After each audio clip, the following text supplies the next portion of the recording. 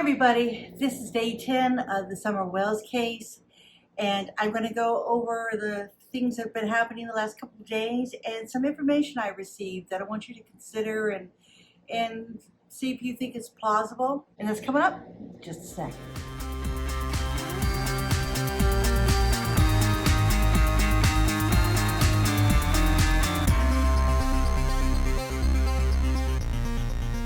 Okay, so I have been receiving information from people on the internet about the Summer Wells case. There is a lot out there. There's a lot of guesses, there's a lot of theories, and I got this information yesterday evening, and I've been thinking about it all day, and I want to share it with you, see what you have to say about it. But first, I'm going to go over the information about the presser that happened yesterday. I wanted to address the polygraph test and the response that the sheriff had regarding the polygraph test. One of the reporters asked him about that, and the sheriff said, well, you can listen to it yourself and hear what he had to say about it. What about lie detector tests? Has anybody been given those? I think she can address this. Well, it's no secret that the TBI has a polygraph unit. We don't discuss specifics, but I can tell you that we use that as an investigative tool. In a situation like this, we're going to use every resource and tool available to us. Now, what that says to me, that response, it says to me that they're not going to state that they even gave a polygraph test. And if they did or did not, they're not going to say it at all to the public. But I personally think that they're not going to tell the outcome of the test even to the person that it was given to. So at this point in time, I'm thinking that whatever the outcome was of the polygraph test that was given to Dawn and Candace, they were never told what the outcome was. And I think they have assumed, since they did not hear back what the outcome was, they're assuming that they passed the test. So now I think that is why we're hearing them coming forward and saying they passed the test. Not that they were told by the police department they passed. I think that they didn't get any response from them at all, whether they passed or not. So they're assuming, because they heard nothing, that they must have passed. I think that's what is going on there. Also, I wanted to bring up about the teen boy. Yeah, a lot of you heard about him. I'm not going to say his name or anything, but he was swimming with Candace and Summer when they went over to that Warrior Park, and he was dropped off at 2 p.m. He said that Summer was sleeping in the back when he got out of the car. Well, evidently his father lives in New York, and he's got emergency custody of the boy, and he has been transported to New York, and that's where he's at now. And I think that's probably a really good idea that his father stepped in and did that. Now, there's been some talk that Candace gave the boy alcohol, and if that turns out to be true, I would think that an arrest would be coming for Candace. So we'll have to wait and see what happens there. And there's also talk about a dry drowning and the possibility that Summer drowned and then she was resuscitated, got out of the water, and that everything was fine. Dry drowning is when a child does drown and is resuscitated, and then later on they end up drowning, and it's called dry drowning. And because of this, there's some people that are speculating that maybe that's what happened with Summer, and she passed and Candace is covering it up.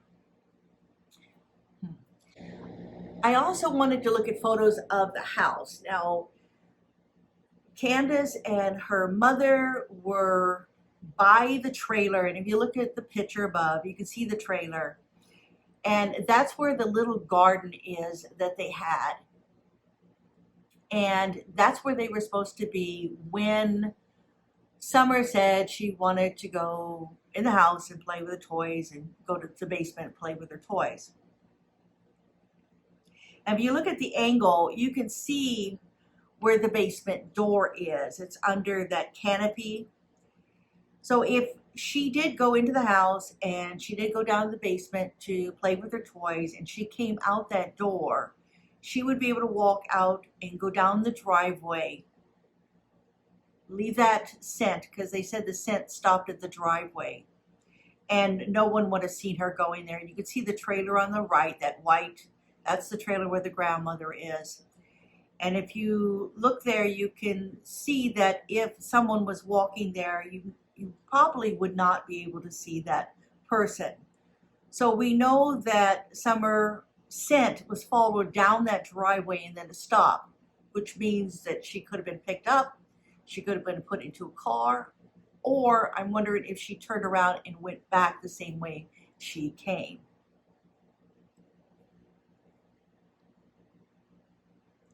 Now, Dawn mentioned that this door was unlocked, and we'll have to assume from that it was usually locked, because why would he bring that up?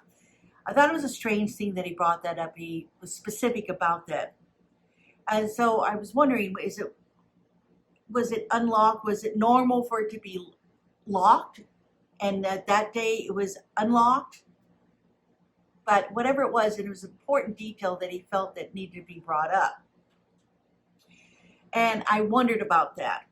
Now, a child Summer's age would be able to unlock a door and let herself out if it was locked.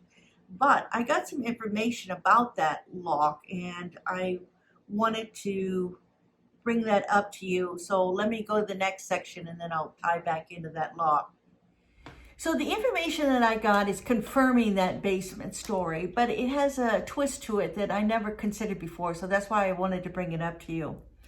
According to a person that witnessed this, they said that before Summer went missing, that the family, the Candace and the grandmother and Summer were planting plants, and Summer went, after they were planted, Summer went there and pulled them back out, and pulled them all out.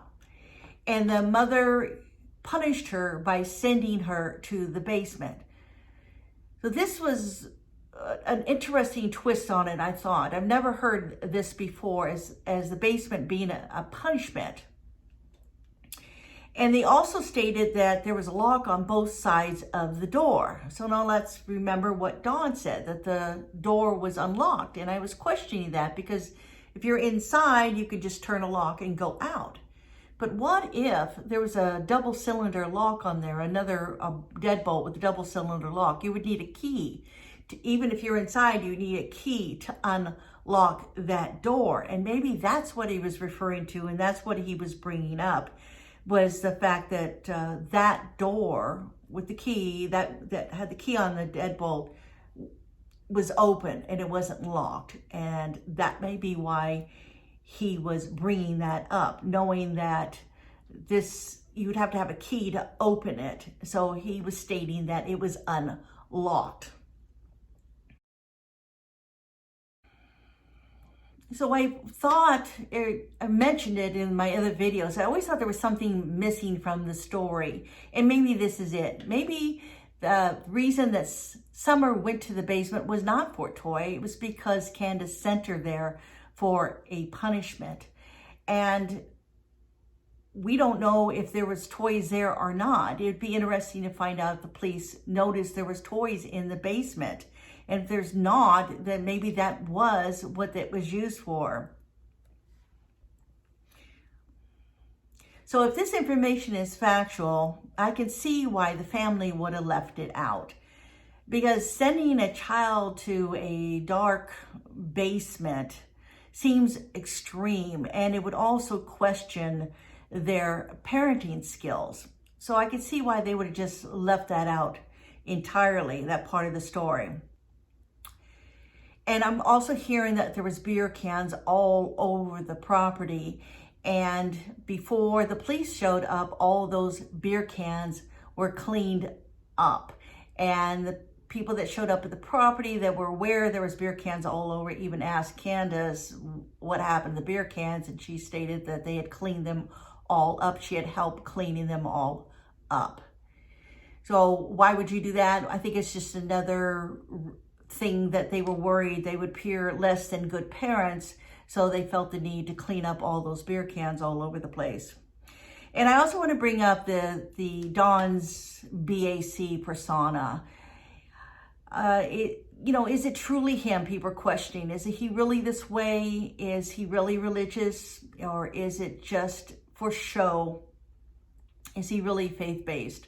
Well, we know that his family and he went to a church regularly, weekly, and were receiving donations regularly from this church. And then the donations stopped. And at that same time that the donation stopped, the family stopped attending that church, and they now attend a different church, which they attend about once a month. So even though this new information seems to add an answer to why the story the parents told seems incomplete, it doesn't explain why she is missing, other than she was afraid of the basement and afraid of being punished further and decided to take off. But remember, her dad told her that there was animals and bears in the woods, and he did that to keep her out of the woods, to scare her so she wouldn't go into the woods. So then why would Summer choose the woods over the basement? And lastly, there's been no plea from Grandma. And I'm a grandmother, and you would not be able to keep me quiet. I would be out there, I'd be reaching out, I would be out there front and center asking for my grandchild back. And why the grandma has decided not to come forward, I don't know. Thank you, everybody, for listening. See you soon.